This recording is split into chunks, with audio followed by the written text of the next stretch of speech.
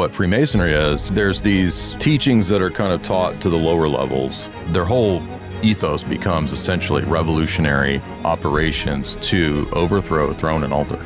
They began to formulate revolutionary movements within these lodges because that was a perfect place to do it. So what are Freemasons? Like if we're looking at that time period, what are Masons, Masonic temples? They believe, what is this? So basically, if you go back to the Middle Ages, this was an innocuous thing that was just a guild of people who had trade secrets. So if you knew how, as an artisan, to build architecture or to do high-level architecture, build buildings and cathedrals, that's a trade secret. You don't want everybody knowing that. So they would have guilds in the Middle Ages that just passed on these secrets to apprentices that they would train in the craft. None of that was esoteric or secret society stuff. It was just a trade guild, an artisan guild. And then by the late Middle Ages up into the 1400s and 1500s, some of the lesser nobles and merchant class, because there were laws against secret societies and this kind of stuff in Christian civilization, they realized that they could utilize these types of societies to engage in forbidden things like alchemy or sorcery or whatever. Because he already had the basis of like the circle of trust, these groups. So these are basically at that time groups that were considered illegal from a political standpoint, because a lot of secret societies, or even the Middle Ages groups that were heterodox like the Cathars, they were illegal not just because the magistrates were dogmatic and mean or whatever, but because they understood the Middle Ages that heresies like Catharism or Gnosticism were also socially revolutionary movements. So they could upend all of society.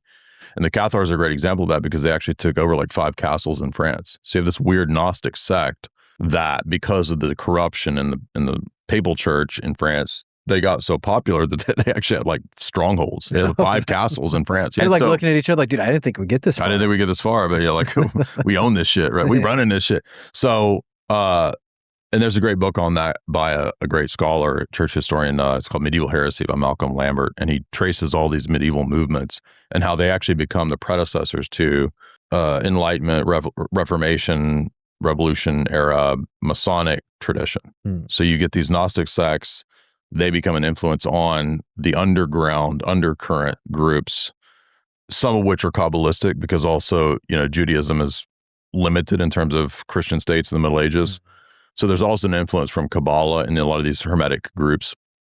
And so what Freemasonry is, long story short, it begins to attract some of the nobility and the merchant class who are not happy with limitations that the monarchy and the church, the throne and altar, had against some of these esoteric societies and practices. So they began to formulate revolutionary movements within these lodges because that was a perfect place to do it. Yeah, it was a cover. Exactly.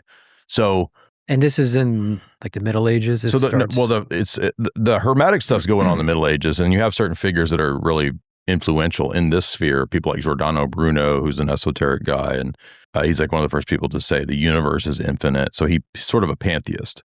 But none of these people are explicit, and I think he gets condemned as a heretic. But that's why these movements are underground, because there's still social influence of Christianity to push these things down. But by the 1500s, you start to get what's called speculative Freemasonry. So a lot of these lodges have now been turned into esoteric societies, not groups that build cathedrals.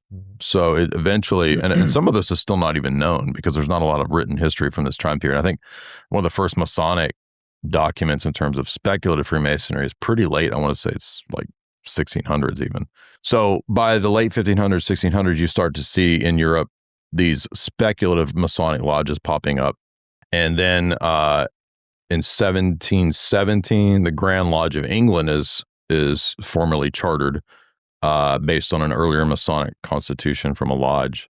So what we know of as today's global Freemasonry, for the most part, comes from like that 1700s English lodge. Now, my view of this, and this is not just my theory, but a lot of historians, mainline, not conspiracy people, but mainline historians, they argue that really the Freemasonic lodges, not just in Europe, but throughout the world, were basically just the intelligence network for the British Empire. So it's really bound up with the extent of the British Empire. They become very useful tools for not just correspondence and clandestine operations, but also to foment revolutions. It's its own power arm in this, like, and it's international, right? And at the same time as well, you have the rise, as we just covered in the Rothschilds biography, like the Rothschilds are coming to power in the 1700s, 1800s. And that was like because of Napoleon and like the Battle of Waterloo, and like they shorted the Bank of England. Exactly. And by the mid 1850s, they were already pretty much the backers of the British gold reserves and the British Bank of England. So you could argue that essentially the British Empire is kind of like a Rothschild thing by the 1850s, by the late 1800s. So in other words, that's kind of what's, in my view, in the background of the Masonic lodges, the Masonic world operation. There are some splits amongst different Masonic groups, but that's really irrelevant because their whole ethos becomes essentially revolutionary operations to overthrow throne and altar. So you want a throne being monarchy, altar being the church. They even have within their, Royal Arch degree, one of their degrees is to decapitate and destroy the king and the altar. So king and bishop, because they want to be governed by reason. Because they deify reason. I've seen, and that's kind of what my idea was. I knew it started as kind of this like sharing trade, like secrets, but then over a few hundred years, it's morphed into just this society, this fraternal thing.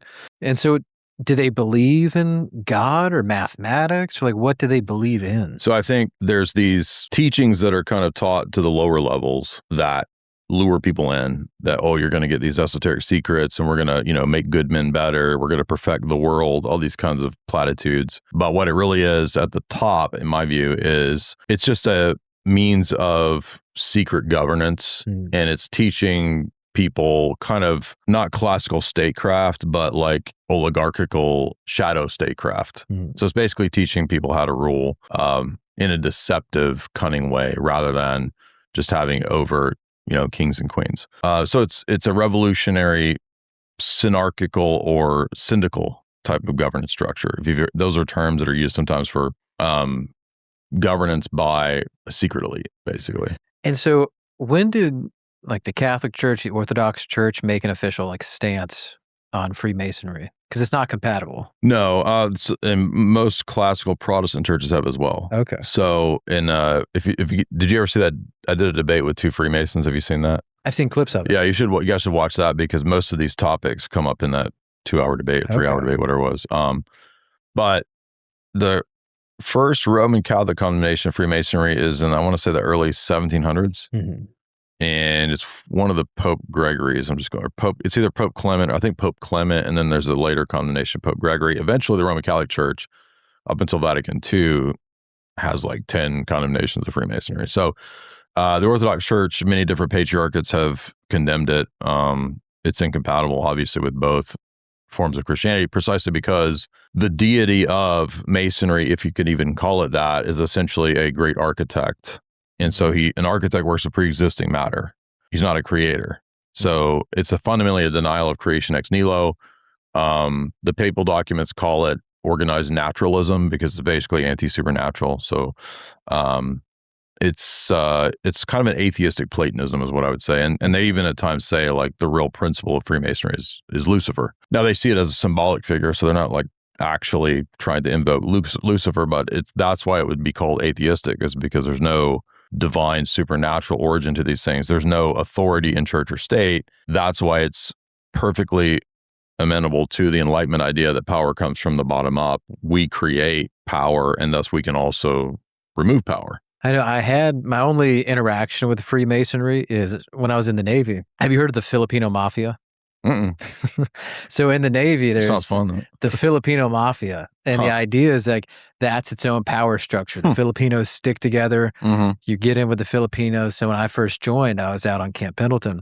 And I heard that and I was like, okay, I got in tight with the Filipinos. And so it was a real thing. They helped me fast track my career. Like, hey, do this. We're going to put you into this board. Like, it was just a focused mentorship. Okay. Right. Then you go to these boards and your Filipino like chief knows these other Filipino guys on the board.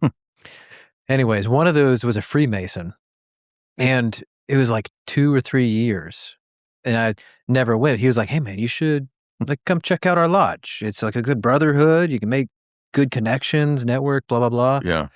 But I was just always busy goofing off or drinking. Yeah, I think at the lower levels of like when they're recruiting just, dudes, or like, my granddad was a local Freemason dude at his lodge back in the day. I don't think that it's explicitly, eyes wide shut orgy type stuff. But once you get to a certain level. Yeah, so what they're doing is they're essentially feeling people out, and then there's a recruitment structure, but really nobody's going to be recruited up into that, higher level unless they're probably pretty prominent people. So it's like an invite to the 33rd degree in DC or whatever. So. And so you're talking about like Kabbalistic magic and stuff. And I've heard that in Hollywood, like people like practicing this. What is that? Well, I mean, there's a lot of people in Hollywood that are Freemasons. So there's a lot of that's been there for a long time. But Kabbalah is medieval Jewish mysticism that has a lot of different flavors and schools to it. But really, it should be demystified because all it is kind of copied and pasted Neoplatonism. So. And what's Neoplatonism?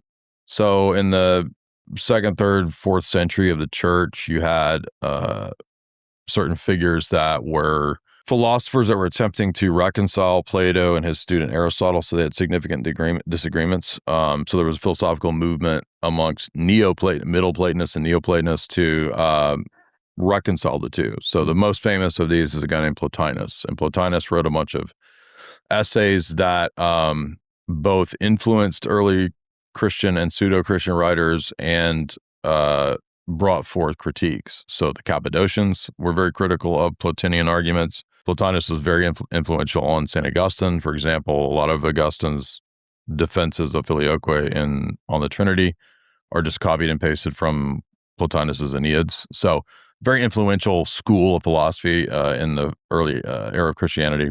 And so by the early Middle Ages, you had rabbinic schools that were also influenced by Platonism, Neoplatonism, Aristotle, etc. And so they would just kind of take some of those influences and sort of put them into their system of rabbinic Judaism. Okay. So some of the medieval texts of rabbinic Judaism are like the Sefer Yetzirah and the Zohar. These are like Kabbalistic mystical texts for mystical Judaism. And this is where we get the idea of things like the Golem. Have you heard of that? I don't know what it is. Okay, the Golem is the idea of medieval Jewish rabbis that you could, through certain mystical practices, Kabbalistic practices, create a mud man or a husk creature, an android. Yeah. So it's basically an early version of an android. And so this is like chanting and like altar stuff. I mean, again, there's as many different Kabbalistic systems as there are Kabbalistic rabbis. Mm-hmm. And by the Renaissance period, you even get the rise of Christian Kabbalists. Johann Reuchlin, a lot of these figures out of the Renaissance are very influenced by these mystical practices. There's a lot of this going on in Spain. Isaac Casaubon was a famous Kabbalistic rabbi. And so do you feel like this Kabbalistic magic works? I mean, not. Or like, why do people still do it? Like, why is it? I mean, not in the sense that demonic entities can give anybody that taps into that domain the impression that it works, but they're really just being deluded. So they're opening the doors to demonic influence, which is giving them the delusion that they have these powers.